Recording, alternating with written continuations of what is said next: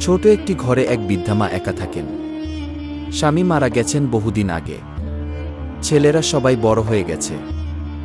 এক সময় যাদের জন্য তিনি সারারাত না ঘুমিয়ে রক্ত খেয়েছেন, পায়খানায় ছুটেছেন, তারা আজ একটিবার ফোন করতেও ভুলে যায়।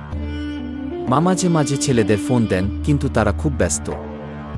মা, এখন মিটিংয়ে আছি গু। মা, পরে কথা বলি উই। একদিন মা খুব অসুস্থ হয়ে যান। প্রচণ্ড জ্বর, খাবার নেই, ওষুধ নেই। তিনি একা বিছানায় শুয়ে কান্না করেন। এক প্রতিবেশী তাকে হাসপাতালে নিয়ে যান।